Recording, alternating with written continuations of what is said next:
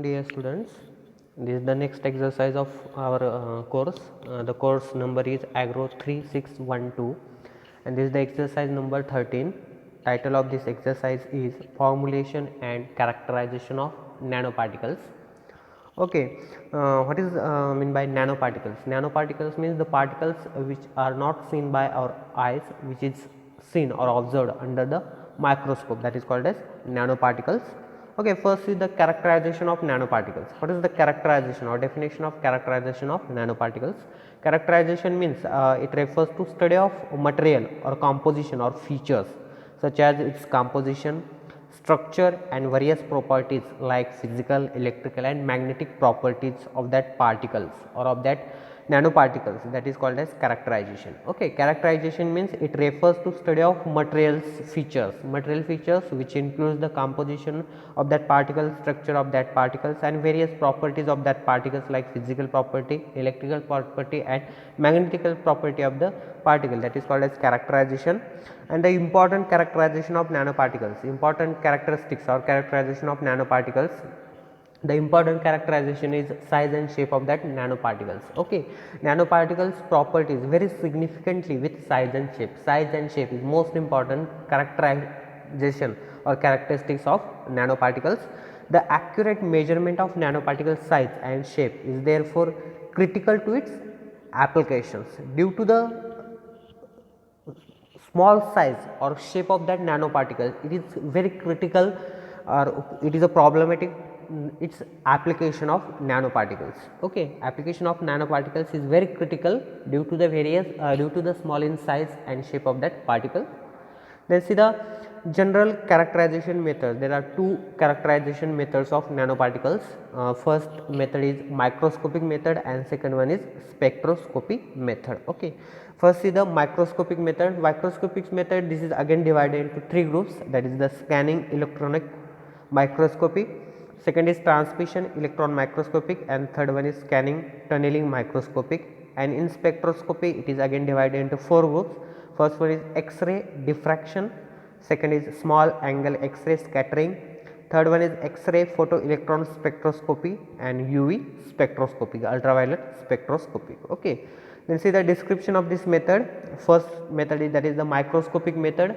In that first method, that is the scanning electron microscopy. Okay, this is the picture of scanning electron microscopy as like a printer or as like a scanner. Okay, this is the picture of scanning electron microscopic. Then see the basic principles, working principle of this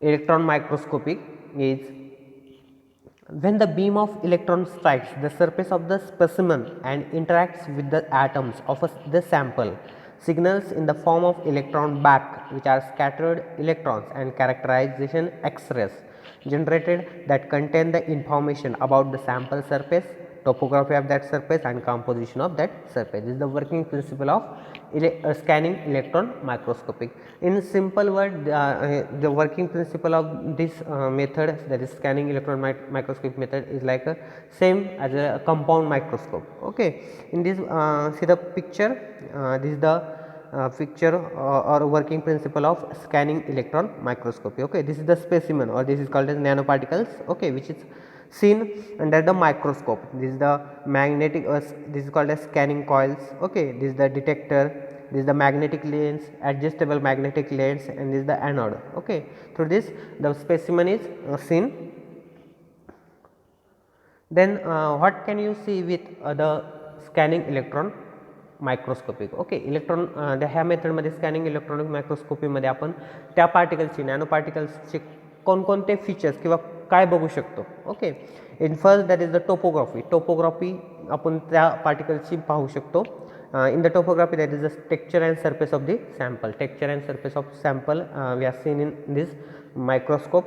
Then morphology, in the morphology, size, shape and order of that particles which are seen in this microscope. Then composition, that is the elemental composition of the sample, and crystalline structure, that is the arrangement present within a sample. Okay, this is the some characteristics which are seen under this microscopy. These are the some pictures or photographs which are captured by scanning electron microscopy. Then advantages and disadvantages of this method. The bulk sample can be observed under this electronic microscopic, and the larger sample area can be viewed. Bulk sample and larger area sample can be viewed under this microscopy. It generates photo-like images. Okay, it generates after seeing the specimen, it generates the photo-like images of that specimen or of that nanoparticles. Then very high resolution images are possible. In this scanning electronic microscopic, high resolution images are possible, and scanning electronic microscopic can yield valuable information regarding the purity as well as degree of aggregations. Then disadvantages: the sample must have surface electrical conductivity. Okay, the samples we are using under this microscope, the samples must have the surface electrical conductivity. Without the surface electrical conductivity, the samples cannot view under this microscope. Then non-conductive samples need to be coated with a conductive layer. Okay, sorry, non-conductive samples, suppose non-conductive samples are available, so then need to be coated with conductive layer. Then this method is a time and expensive method. Okay, this is the time consuming and expensive method, and sometimes it is not possible to clearly differentiate the nanoparticle from the substrate. These are the some disadvantages of this method. Okay, then second method, that is the transmission electron microscopy. This is the picture of transmission electron microscopic. Then what can we see with a transmission electron microscopic? We see the morphology of that particle. In the morphology, we see the shape, size and order of that particle in sample. Then crystalline structure of sample, then arrangement of atoms in the sample and defect in crystalline structure, and composition, that is the elemental composition of that sample. These are the some characteristics which are seen under this microscopy. The basic principle: the crystalline sample interact with the electron beam mostly by diffraction rather than by absorption. The intensity of diffraction depends on the orientation of the planes of the atom in a crystalline relative to electron beam. This can generate both bright or light field and dark field images. Okay, this is the image of transmission electron microscopy. This is the specimen, or this is the nanoparticles, and which are seen by a different magnifying lens. Also the this is the fluorescent screen project lens. Okay, there is the intermediate lens, this is the specimen, anode. Okay, these are the some components of the transmission electron microscopy. These are the some pictures which are captured by the transmission electron microscopy. Some advantages and disadvantages of this method: additional analysis techniques like X-ray spectrometry are possible with the scanning transmission electron microscopy. Okay, X-ray spectrometry are possible through the scanning and transmission electron microscopic. High resolution images also observed or also obtained from this microscopy. Then 3D images construction possible but aberrant. Okay, 3D conversion of 2D to 3D images is possible under the microscope, but it is the aberrant. And changes in nanoparticle structure as a result of interaction with gas, liquid, solid phase substrates can also be monitored. Okay. Then disadvantages: sample must be able to withstand the electron beam and also the high vacuum chamber. Sample preparation necessary, mostly used for 2D images. The sample mostly used for the 2D images. This from these 2D images, 3D images are constructed, and this method is time consuming method. Okay, this is the transmission electron microscopy. Then third type of microscopy, that is the scanning tunneling microscopy. Okay, this is the image of scanning tunneling microscopy. The basic principle of this microscopy is it is based on the concept of quantum tunneling. When a conducting tip is brought very near to metallic or semiconducting surface, a bias between the two can allow electrons to tunnel through the vacuum between them. This is the working principle of the scanning tunneling microscopy. This is the image of working image or working principle of scanning tunneling microscopy. This is the tunneling voltage. This is the specimen. Okay, this is the specimen and tunneling voltage. Then highly oriented polaritic graphic sheet under the scanning tunneling microscopy. The lateral resolution is 0.1 nm nanometer and depth resolution is 0.01 nanometer. Okay. Then there are some images which are captured under the scanning tunneling microscopy. The advantages are very high image resolution. Scanning tunneling microscopy have high resolution, or which gives the high resolution images.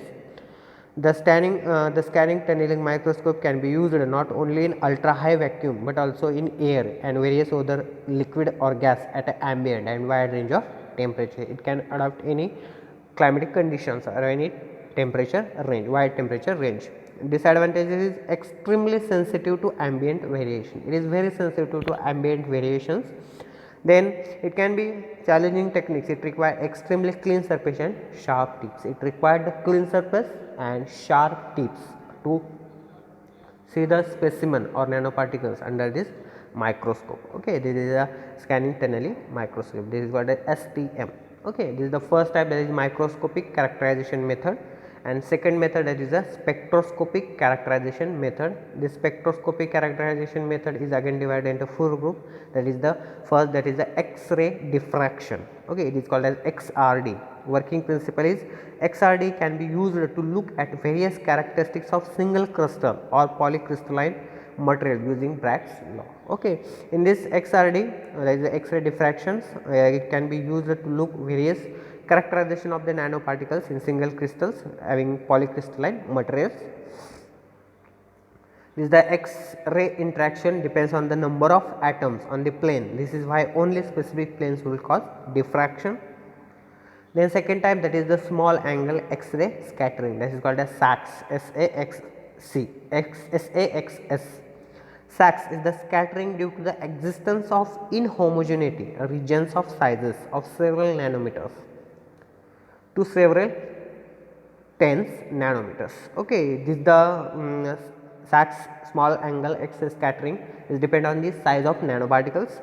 The characterization is, first one is particle size, the specific surface area of that particles, morphology of that particle, and porosity of that nanoparticles. Okay, this is the picture of small angle X-ray scattering method. Okay, incidence of X-ray, and this is the 2D detector.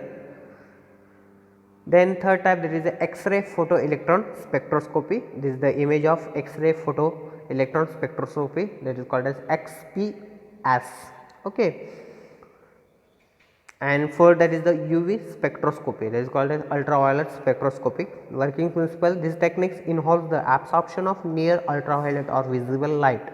One measures both intensity and wavelength of that particles. It usually applied to molecules and inorganic ions in solution. Okay, this is the working principle of ultraviolet spectroscopy, and this is the wavelength, and this is the graphical presentation of ultraviolet spectroscopy.